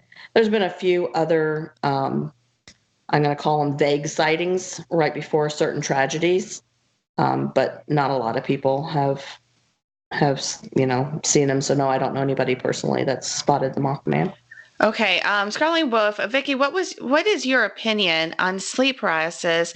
Are we seeing real entities or just fear projections of the mind? That definitely has room for debate. I think there's a lot of different things going on with sleep paralysis. As you know, sleep paralysis is basically our body's own defense mechanism to keep us from hurting ourselves in dreams. You have that temporary thing where you're not able to use your body so that we're not acting out our dreams. And sometimes as you're coming out of it, it's not catching up at the right time with your paralysis, and you're conscious and you can't move. I do think that there are times that that's actually what's happening. I think there are times that you have spirit interaction that are actually holding you down. I think there are also times where your sleep paralysis and some things that you're experiencing are actually flashbacks to traumatic events that you have repressed those memories. I had a case years ago where the woman thought she was being held down and that they were doing inappropriate things. Long story short, after the investigation and after spending time with her, those were repressed memories that were coming through at that time. It was not paranormal. It was just those memories coming to the surface. And in order for her to deal, or her mind to deal with it, it was turning it into a paranormal type experience to ease her into those memories actually becoming clear to her. Yeah, that's terrifying, and definitely something that you want to be careful of, because psychology is a huge part of paranormal investigation, and I'm glad that you're able to help her with that. Yeah. Well, I have a minor in psychology, so my major obviously was education, but I have a minor in psychology, and it's actually come in handy several times, because not everybody. I mean, there are spirits around us all the time, but not everybody lives in a quote unquote haunted house. And like, we've had elderly people who are in the first stages of dementia, and they were only able to experience what was in their house because of the dementia. We recommended that they go see the doctor. They were put on medication and they never saw anything again.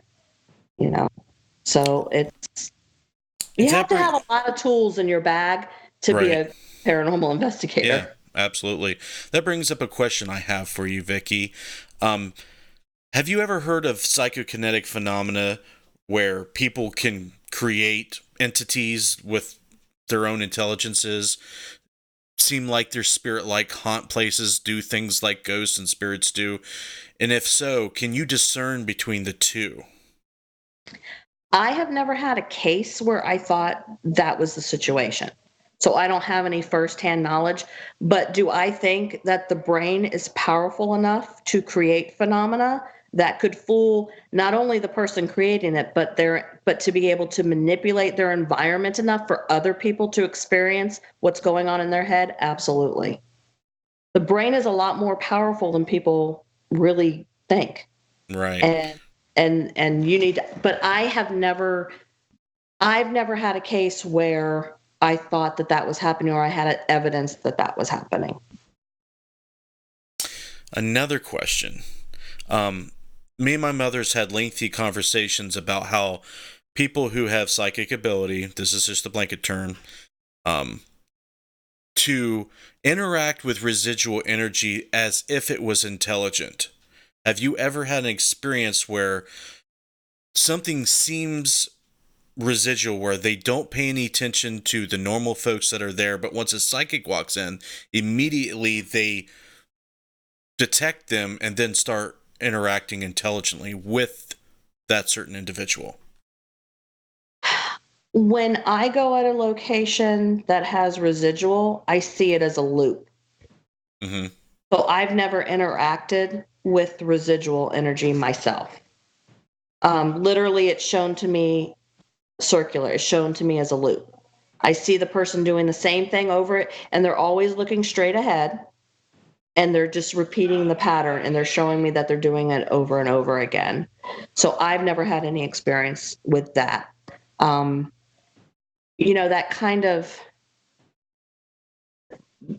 that's kind of a, I'd love to have this debate with you sometime and talk to you and your mom about this, because that kind of like blurs that line between using the word residual. Right. If you are actually interacting with that memory. Right. No. And the reason I ask is, people are, have a knack for wanting to classify things, draw lines, and, label things. And I was kind of, wondering where your head was with that in particular. Is there a fine line between what we would classify residual and intelligent, or is it pretty black and white from your perspective? Right. I think, well, first of all, the paranormal, I don't think there's a whole lot of black and white. Mm-hmm. I think the whole paranormal is blurred lines and grays. Mm-hmm.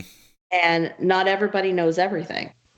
And that's the first thing that a person should admit in this field, is that you don't have all the answers. Anything that I've answered tonight is just based on opinion or experience.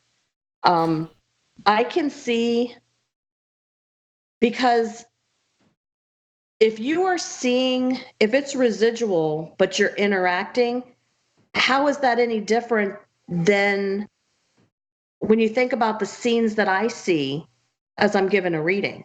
Mm-hmm. I'm looking into the past, and I'm interacting and talking about that past and getting up-to-date information on that past. So it's kind of actually similar.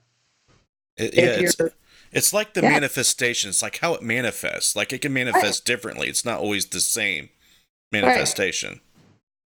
Right. No, I can see that. Yeah. I know that could be a entirely different show. I don't want to have to go down that rabbit hole. I do see some Kelly asking some questions there. Did we want to address that, or is it off topic?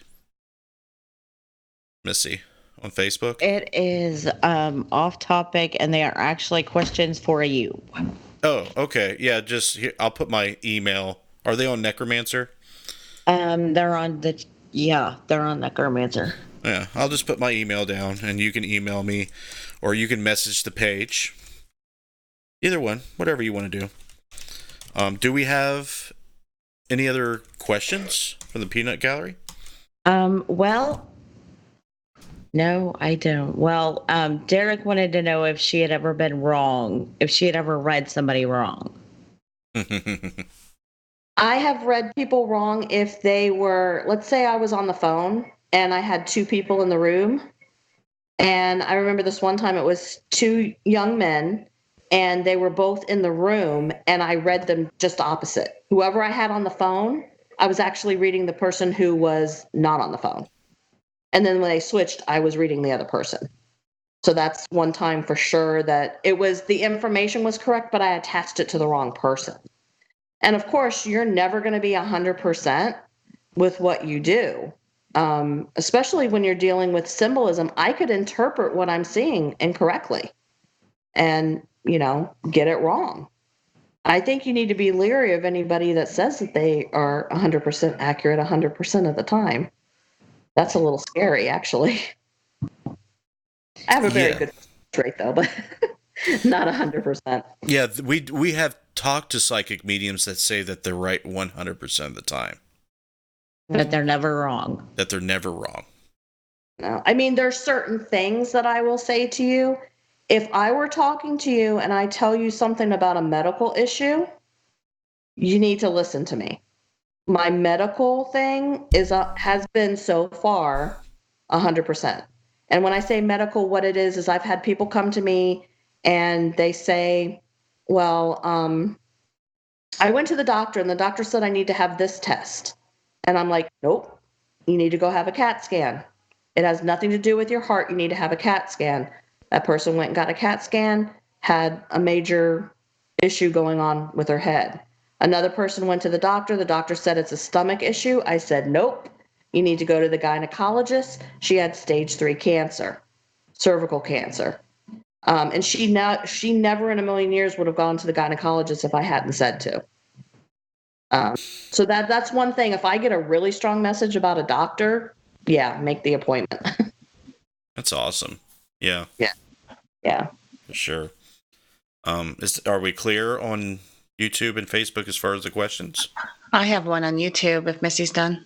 I'm done.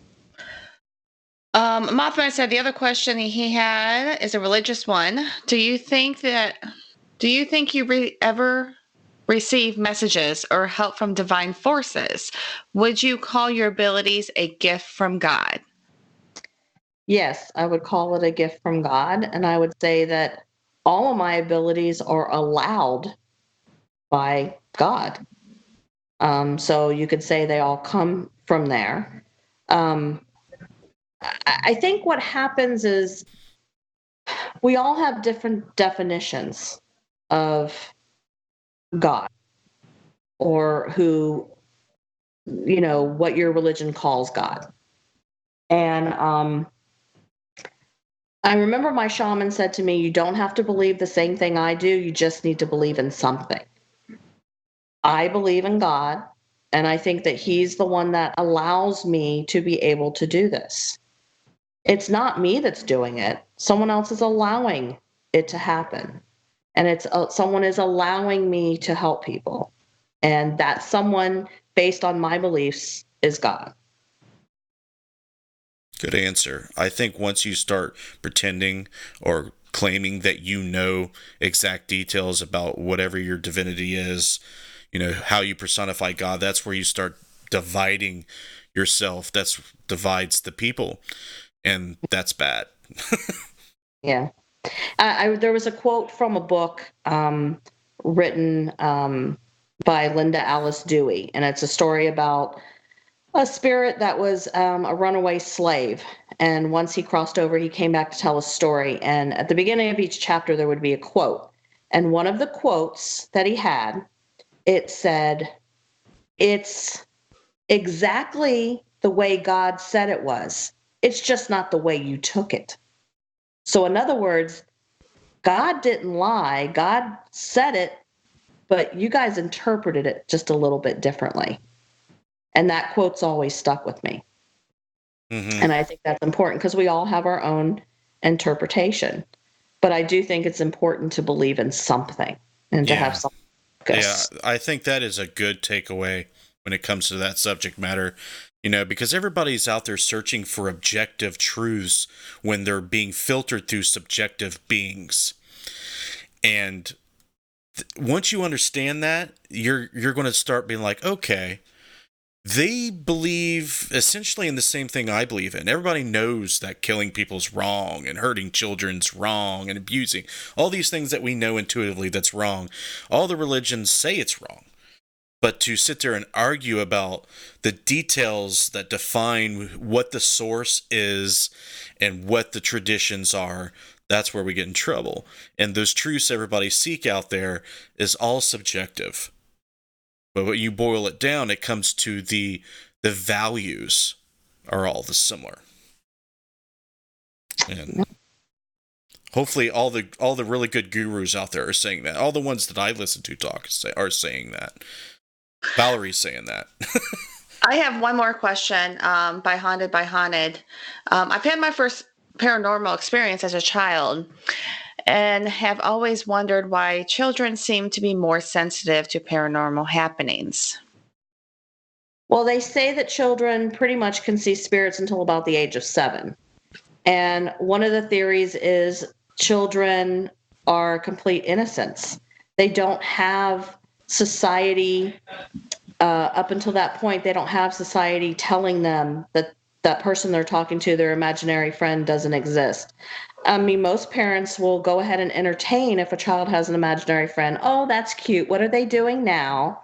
And then finally, when the child starts interacting more, the parent starts saying, there's not a monster under your bed. That's not happening.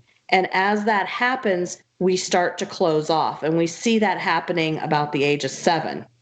Now, after 7, if you see kids continuing with these, that's someone who truly is gifted and they have not shut off because it's so strong. But children see things that we have been told don't exist, because that is they aren't told that at the beginning. So they see everything that we don't see. And then that innocence is pretty much, cut off when they're told, no, there's not a monster under your bed too many times. Mm-hmm. That's just my. Yeah, that message, rings the same messages in the video intro of my other show. We spend a lot of our lives unlearning things in that regard. And, I think you said it, very well. It comes down to thoughts, pretty much dictate our reality in a lot of ways. When we go imagine, daydream, dream, what have you, we're actually doing things, it's a function of who we are and how things manifest in our reality. If you can think about how to build a building and poof, there's a building a few months later or whatever, that's magic. Mm-hmm. Right there. It's the evidence of it. It just didn't appear there, we manifested it. There's different ways how things manifest. But, that's definitely why I believe children see things more than, Mm-hmm. most people. Conditioning. And you'll never experience magic if you don't believe in it. That's true. That's true. Unless you're watching David Copperfield, because he's pretty good. All right, Vickie. We did it. We've done 2 hours. Before we let you go, is there anything you want to plug? Do you want to lead people anywhere on the internet to go learn about what you do? Okay. Well, if there's anybody that's local in my area and you need help, you can go ahead and go to my website at pointparanormal.com. That point, by the way, stands for Paranormal Organization Investigating New Truths. That's what it stands for. You can go ahead and send us an email there.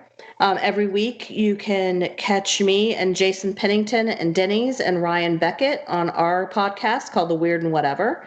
Those people who are local to this area know that Jason Pennington is a little local radio celebrity from the KVJ show. You can find us on YouTube. Either put in Weird and Whatever, and maybe you want to put KVJ after that and look us up. We have, a couple years behind our belts there. And I will be coming back as soon as I get settled, because I moved recently. I will come back with my show picks. And if you want to go on Facebook and like the Readings by Vickie, Vickie page, you can go ahead and like the page. And then when it's time for the event, I will advertise it, and you have an opportunity to send a picture and get it read live on the air. I think That's cool. I plugged everything. Yeah, you got a lot going on. On YouTube, there are a lot of those links that you mentioned are in the description. On Facebook, the characters limit me on Restream how many I can put in there, so I didn't get them all in there. But I got your website there, so hopefully there's a lot of information on all those things on your website. Vickie, I want you to know that I value your time and your opinions and experiences. Thank you very, very much for taking 2 hours out of your life to have a sit-down chat with us. Let me ask you questions. Let random strangers ask you questions. I really appreciate it. No, I really appreciate being on here and having a chance to, voice my opinions and get some information out there. Absolutely. Don't be a stranger. Be, feel free to message me, share things with me. We're all family, and we're all, striving for the same thing. So, we're going to wrap this up. If you want to jump off here, you can. If you want to hang out on the call while I do it, you're more than welcome. All right. Thanks. So there you have it, guys. Vickie's awesome. Apparently, if you've been watching for the last 2 hours, you would have learned that. Please check out her links in the description of the video. If you're watching on Facebook, all those links aren't there. But if you want some of those links that you couldn't see on Facebook, let me know. Just message the Necromancer Live Show page or the Interface Death page, and I will give them to you. She's got a lot going on, and I believe that there's a wealth of knowledge there that you can access by checking those out. Thanks very much for joining us. We're going to wrap this sucker up. We're going to plug our website, interfacedeath.net. If you want to check out all the paranormal research we do, everything's there at your disposal. We can talk about patreon.com/support Interface Death in a moment, but that's definitely a link that you want to keep handy real quick. You can check out the Necromancer Live Show on Facebook if you're watching on YouTube. You can follow Interface Death on Twitter and Instagram. And the Patreon is the way that you can provide financial support to the live shows, to the documentaries, and everything that we do. All of our content is crowdsourced and funded through Patreon. If you don't like how Patreon's set up and you do want to make a donation, you can PayPal your donations to Justin Brown at interfacedeath.net if you wish. But people like Clay Borman, Scotty Fox, Katie Turner, RJ Murphy, Casey Schreiner, Jessica Baez, Paranormal Reporter, Joe Vitelli, Heather Elliott, Betty Kegley, Cherry Capital, Shadow Seekers, Kelly McConkey, and the Ghost Guild. They all make this content possible. Please extend your thanks. Everything that they contribute, they get rewards for. The more you pledge each month, the more you get back. So check out, if that interests you, check out those rewards at the link in the video description. And that's where I'm going to leave it. You guys are awesome. Thanks for supporting this show and all of the content we do. We'll give you the next show date. It is September 4th at 8 p.m. Eastern.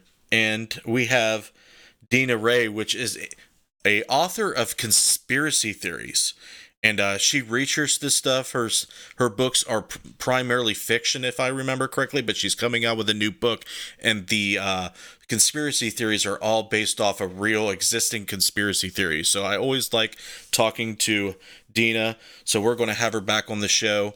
And of course, we do my Paranormal Soapbox every Tuesday on the Justin Brown Paranormal Research Facebook page and on Interface Death and RU Media Network on Facebook as well. So go to the website, follow all the social links, get updates on all the content we release out there. It's a wealth of stuff. I'm going to leave it there. You guys have a good night. If you're new and want to stick around and watch the video promotions, you are welcome to. You all have a good night.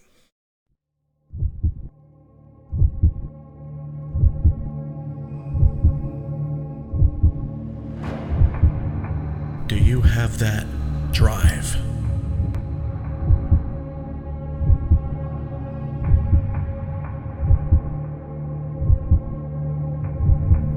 That morbid curiosity to explore the darkness?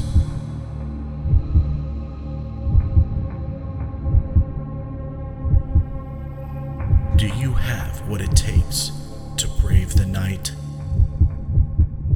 You do? Good.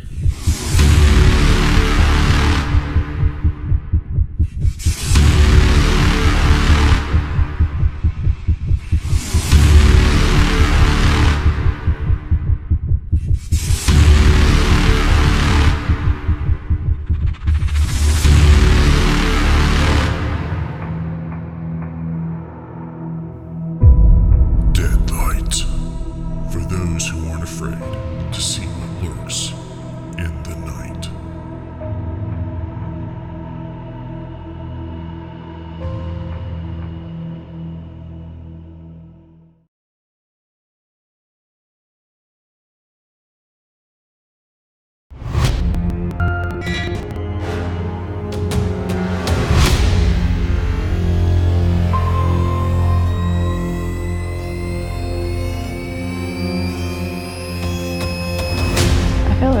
lot of chaos a few times. A lot of hectic and a lot of energies all at once. Feels like there's an older gentleman, like he's almost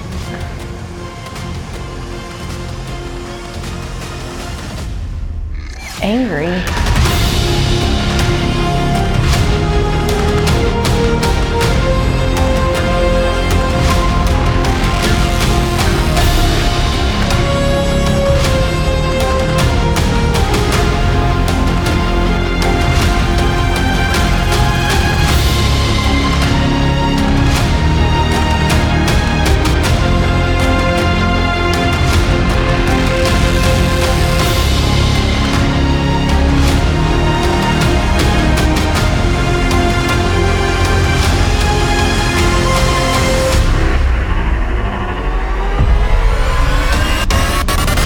So we walked out to the side of the house and we both felt like something was watching us. So at the same time, we turn and we look up at the tower and we see a man standing there. He was an older gentleman and he had, you know, like his cheeks were kind of hanging down and his gray hair was swept back and he had a maroon dressing gown on. I do believe that I have some sort of ability, or genuinely I could be in this house all day, all night without any complaints whatsoever. It's just that comfortable. A lot of people think just because it's haunted and just because it has paranormal activity that automatically you're supposed to run screaming for the hills, but in this place it just feels like home. I heard footsteps. 5-degree increase. It walked away. It's behind you.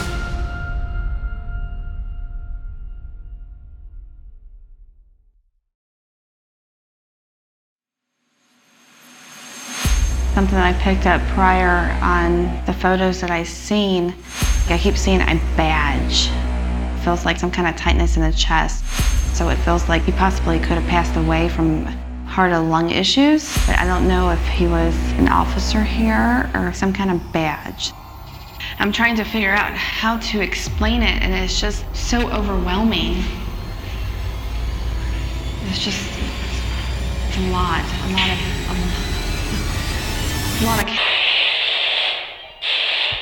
Whoa. My camera just stopped.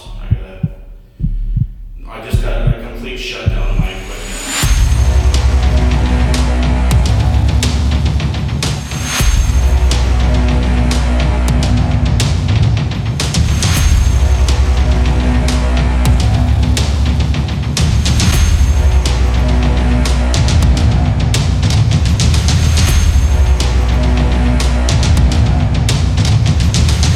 My main story when I first started here, that's where I saw the mass, was in the basement doorway. Showers in prisons feel weird. More happened in there than people getting clean. Doesn't matter what floor you're on, what room you're in, you can get interaction. This is one of the most haunted locations that I've been to. Just walk out of your cell. I'd like to see you. What the fuck was that?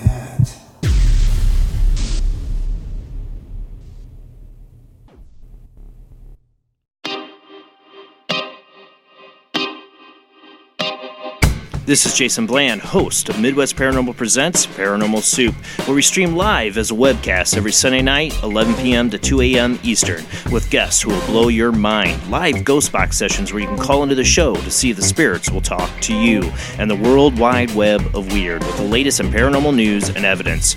We're bringing the weird every Sunday night, 11 p.m. to 2 a.m. Eastern on our Facebook page and YouTube channel. Don't forget to follow and subscribe.